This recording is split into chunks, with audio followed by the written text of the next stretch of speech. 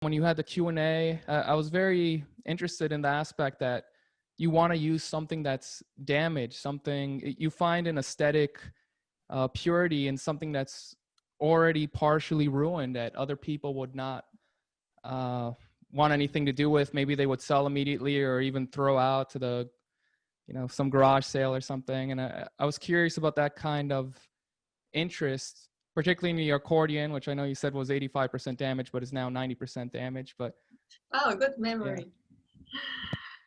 Well, it all started when I was working on my doctoral thesis in composition. As a graduate student going through a PhD program, I was really doubting myself and what am I doing? What am I writing? Is this the right thing to do? And so on. And it felt like I was trying to show the best of myself, which is to say, trying to be perfect as much as I could. And then in turn, I realized that that's not who I am.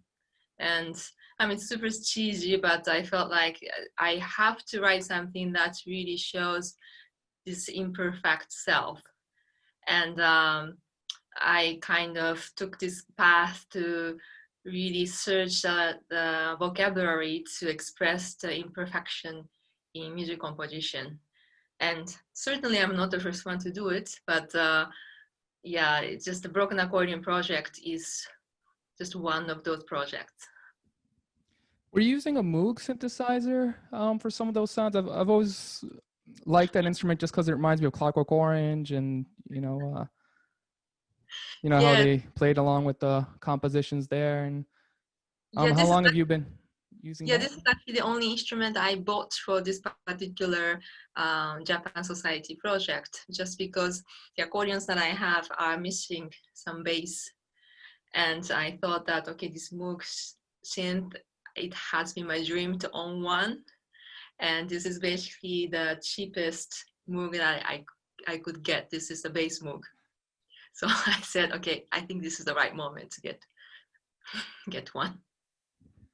You mentioned the sumo wrestling match in the second part spoke to you. One of the things I noticed, I mean, it's obvious visually, is they're a lot thinner than I'm used to seeing in a sumo match. Is that, I mean, I guess it looked a little bit more brutal, or in some way more barbaric, more down to like a primitive.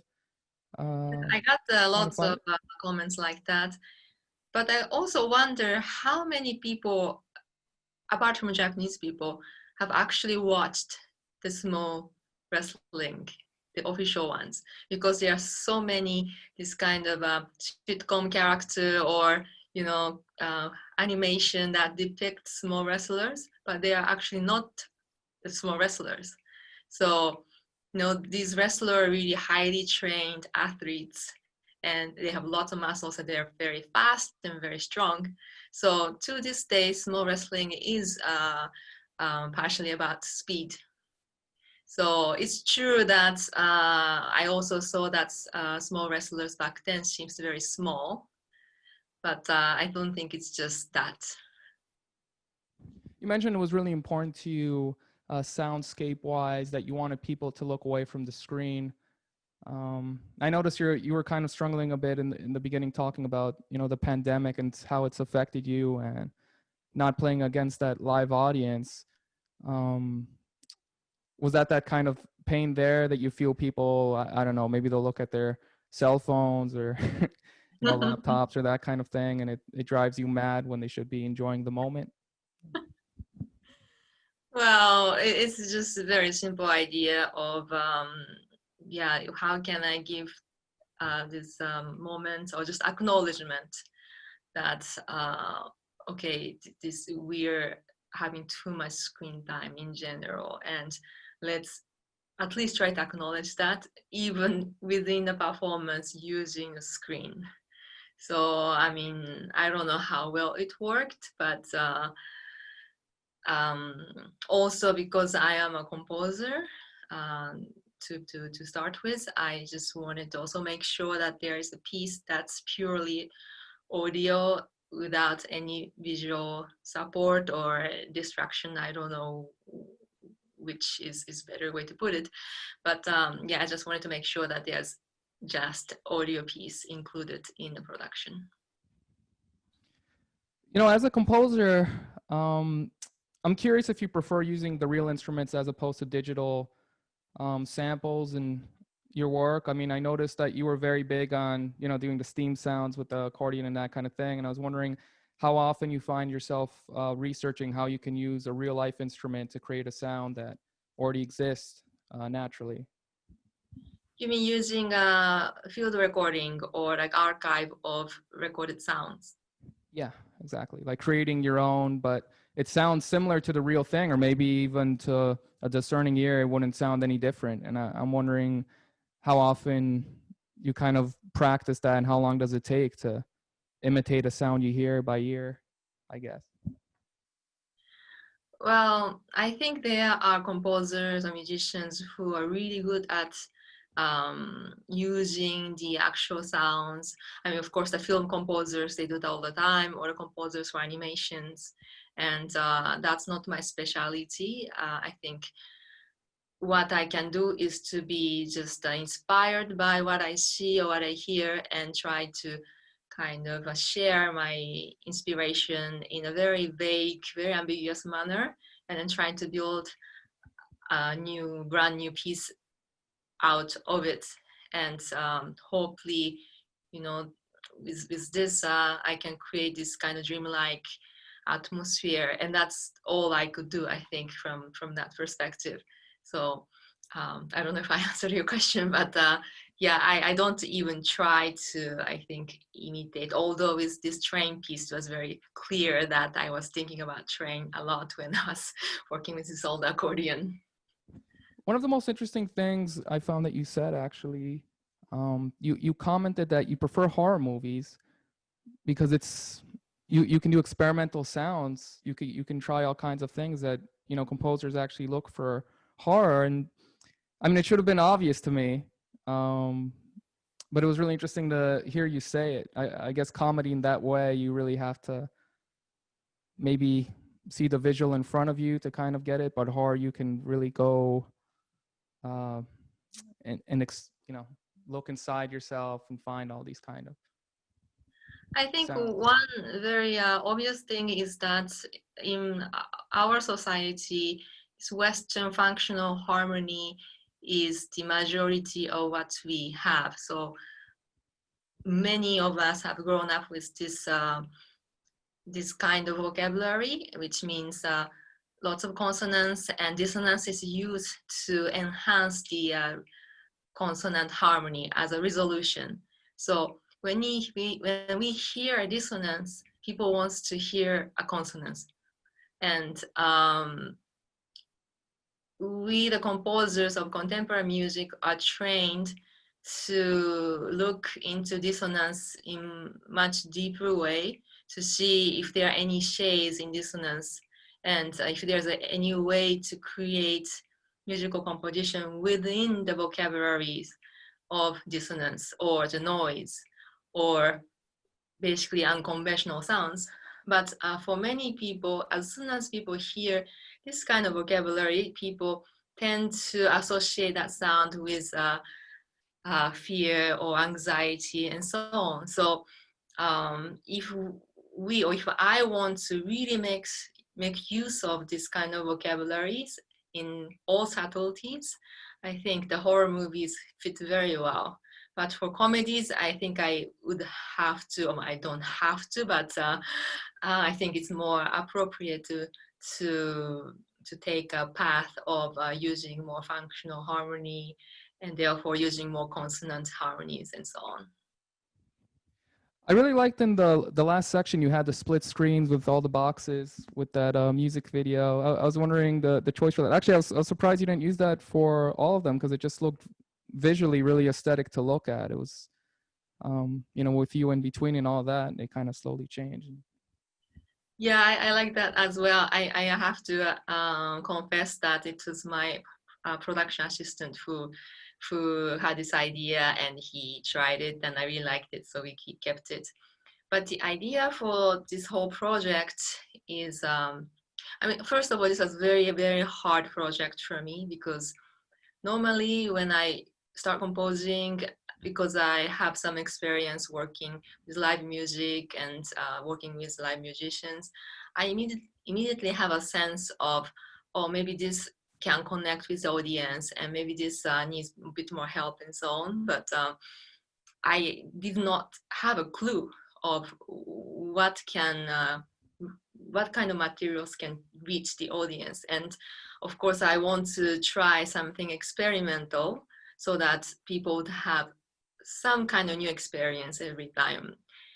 So then I just was at loss. So then I had this strategy of, okay, let's try just throwing something different for each film to see and just hope that maybe one of them would grab people's attention and maybe they would like it. So musically, I did that. I don't know how clear it was, but visually, I wanted to try, um, using different layouts, different approach to basically split the screen into 2 frames. What composers do you feel most influenced you in general? That is an extremely difficult question because I have been influenced by so many composers. But just today, I was reading a lot about John Cage, and of course, John Cage. Nobody needs an introduction nowadays. But since I am right now working with scientists of quantum theory, and we are looking at randomness and unpredictability in quantum theory, and I'm searching a way to connect that to music composition. And when you talk about randomness, John Kay is extremely important figure, and he did not just use very simple randomness. He first looked into I Ching and Buddhist philosophies to start with, but then he also tried using computer-assisted algorithmic compositions with the help of a programmer, and he really tried, explored many different kinds of randomness, and I really admire him, I must say. I've actually spoken to a composer recently that mentioned this kind of algorithm software to create music. I was wondering how you felt about that as a composer yourself. If there someday will be the possibility that they'll be replaced by machines altogether, how does that thought make you feel? And do you prefer always the real thing from that aspect to this kind of synthetic sound in a way? I think we should really find a good balance of getting some help from AI or algorithm. I think we should really look for a balance um, between this computer assisted part, and we can get as much help as we can to reach the aesthetically what we are looking for. What drew you to music originally? I know it can be hard to answer this, but is there a certain spark? Maybe when you're younger, you heard something, you're like, I want to create, music. I want to be a part of this. I think it is basically a boredom, and and I'm laughing about it, but I'm really serious that boredom played such an important role when I was growing up to become who I am now. And certainly it was not fun, but I think I was so bored. I had so much time at home alone, so I wanted to do something. And just because I had some instruments around me and I was able to play piano a little bit, although I quit piano lessons very early, I ran out of scores to play, and therefore I started to compose music so that I can play. So without all that time of being bored, I don't think I would have been a composer today. Do you feel composing is an isolating experience in some way? I've spoken to a lot of composers over the years, and I somewhat get that impression sometimes, that because you spend so much time in the studio or, creating, I mean, can take hours, days, and kind of get lost in it. I feel they get less time to talk to people in some way. And I'm wondering how you feel about that. Mm. Well, I think this act itself is true that it's a very solitary act, but all the time, because I write music oftentimes for musicians to play on the stage, and if it's an installation, I usually work with people. So when I write music, I'm imagining a lot about my performers and venue that takes place. So although it's a solitary act itself, the time that I spend composing is really imagining this togethering, or this community that it will come together on the day of the premiere. So for me, it's not a lonely activity at all. When you're working on something and it's not quite working, is it better just to start over, or do you feel if you work on something long enough that it'll eventually become good? That's a great question. I'm still searching for the answers. I try all kinds of things that, I mean, these days, I just stop. But when I was younger, I was so desperate that I would try taking a shower, I go for running, I do all kinds of things, come back to the piano, try again. Okay, let's try doing some push-ups and try again and so on. But now I'm a bit more relaxed that, okay, well, I'll just do other things and tomorrow I'll try again. I really like the choice for the, that last music video intro piece, that kind of, I don't know where it came from. I know you said it was from Colombia that you saw from the screen, but you weren't exactly sure about it. What drove that choice? When did you find that? And I liked what you did with it too, that you kind of did this almost kind of futuristic, distorted kind of Mhm. version of it right after. So.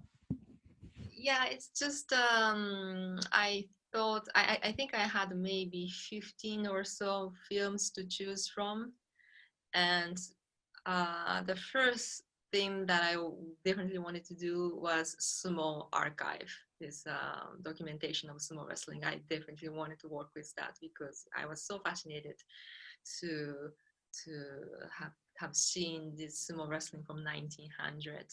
And then I thought that this train film would go very well with accordions. So I picked that, and I realized that, okay, this is getting kind of serious.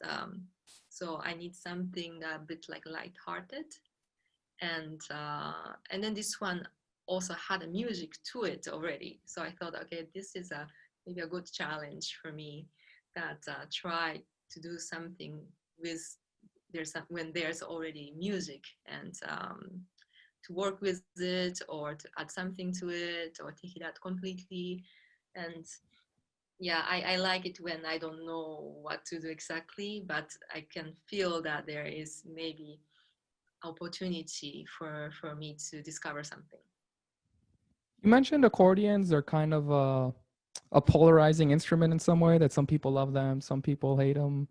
My father actually is an accordion player. He's always loved accordions. And I'm curious why you think some people don't like. It's true, some people don't like them, but why do you feel they get that bad rap? And what drew you to it? Yeah, just because of this project that I have for maybe last 7 years, I don't I don't I'm actually don't consider myself an accordion player. I can only play broken accordions and not well. So, but because of this project, I get to talk to people a lot about accordions in general, and I realize that some people have very strong opinions about this instrument. And to give you an example, the person who gave me these accordions, he got these accordions. I think he got maybe 3 dozens of accordions from a widower.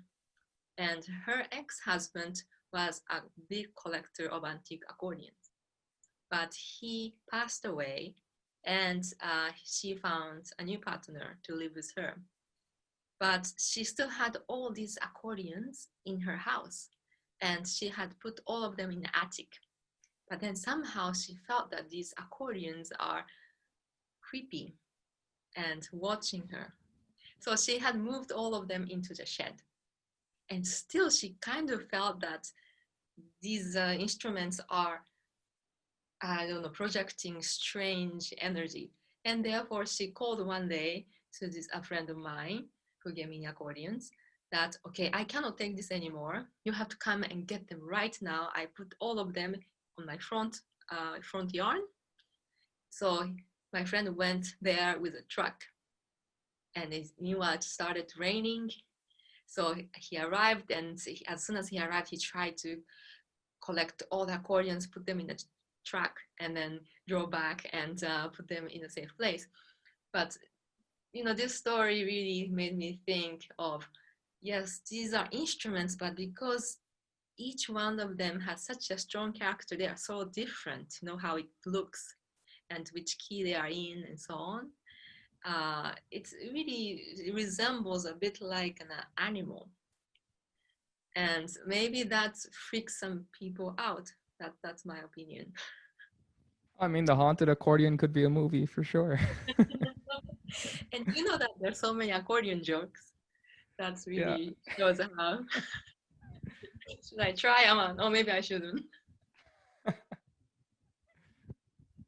My last question: how long did it take to put this entire project together from start to finish? No, I know you already mentioned the creative process behind it. I'm more interested in how long does it take to put this thing together? I know every minute that seems like nothing from experience actually can take like a whole day, maybe a whole week even. So, 15-minute project is no easy task. And I'm curious, especially without really like that live practice audience, what that's like now. I think we started talking about this project in December. And I think in spring, I would say March or April, we had more concrete ideas of which films can maybe work for this project and so on. And I actually started to work on this full time 2 months and a half ago. And I just finished. So, it's yeah, like you said, it's not very long. In total, probably it's 45 minutes for 3 films and just the 2 interludes. But yes, but in this case, I had to work all at home, so it was also about shooting um, with a good light. So had to do some research and so on. So all included, I would say 2 months and a half. That movie you mentioned, by the way, what's that available on? Amazon Prime, Netflix, what? YouTube, I think they said. The 85% one.